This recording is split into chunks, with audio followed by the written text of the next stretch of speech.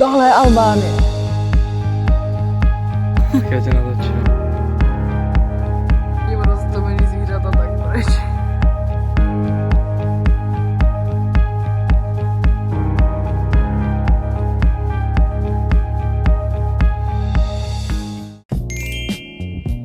Ahoj. Ahoj.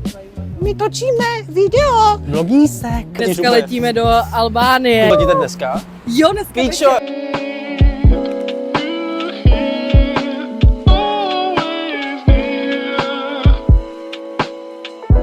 Máme tady update. Kolik je? 20:51. Že jsme letěli 20:35, potom se to odložilo na 22:00, ale už čekáme na nástup do letadla, takže za půl hoďky letíme.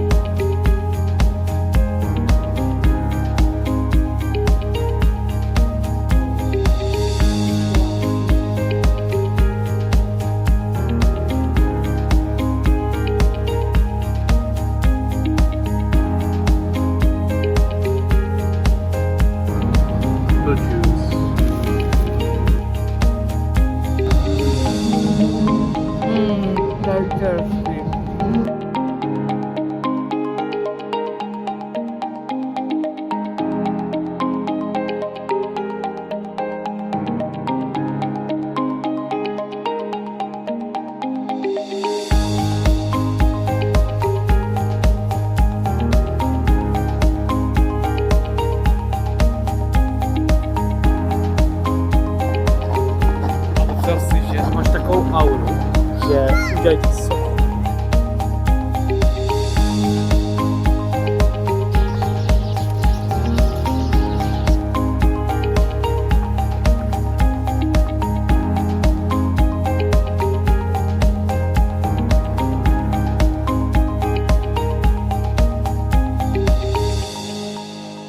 Jsme tady teďka na houpačkách zoo a slyšíme, jak tam nahoře někdo vyvolává nějakou modlitbu, nějakou hudbu, je to docela scary. Micinečka, jak se rozvoluje. Ahoj, jak se protahoj, ty se nám předvádíš, ježiš, ty jsi nádherný. Jsi klesavec, ježiš, já se rozbrečím. Když vidím roztomený zvířata, tak brečím.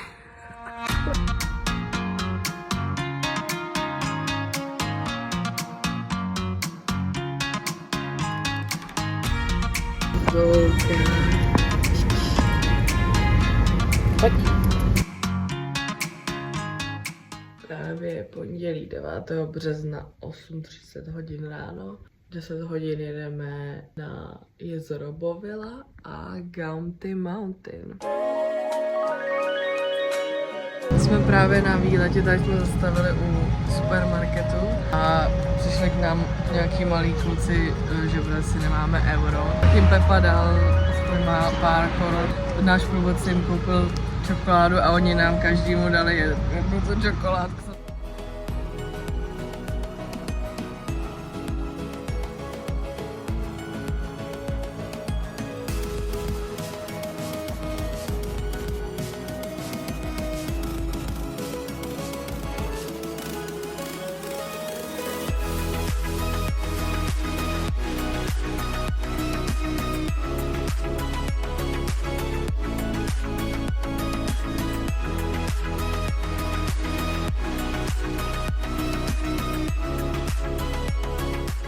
Tady to celé jsme vyjeli autobusem až sem a tohle jsme šli pěšky. Pěšky to byl strmý kopeček po kamínkách, tady až sem a tady jsme tohle celé vyšli pěšky. Máme skvělýho průvodce. Je mega vtipnej a fakt to bylo s ním příjemná cesta, hned jsem se cítila víc safe a víc v klidu. Stálo to za to. Máme tu další den, dneska je 10. března. Teď jsme si přišli tady na, to pojmenoval spíš bageta, se sýrem, s párkem a sušenýma rajčatama a nějakou posypkou a tak a je to fakt hustý a výborný. ASMR dáme k tomu. Hezky to křupe. Je tam fakt hodně sýru.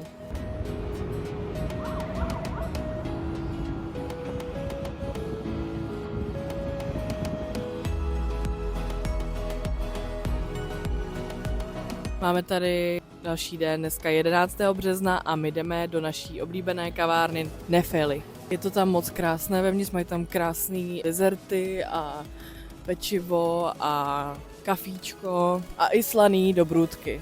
Je to fakt top. Tohle je Skanderbegovo náměstí a má přes 40 000 metrů čtverečních. Jmenuje se podle velkého hrdiny Albánie, kteří říkají mu Skanderbeg, ale jeho pravé jméno je George Kostary něco. Kostary něco. Tady vlevo vidíte operu, ta je hodně hezká budova. Zde vidíte turistický nápis I love Tirana. Tamhle ta budova je taky hodně zajímavá, ta velká malba. Tak je hodně pěkná. Taky tady ta budova, to je vlastně budova Skanderbeg. Zde v Albánii a v Tiraně podle mě žádný pravidla a zákony nefungují, neplatí, protože tady je policajt a neřeší nic. Ani to, že jdete na červenou a že jede auto na červenou přes přechod, to taky nikdo neřeší. Ani řidiči, ani chodci. Právě zde stojím u krásné sochy Skanderbega.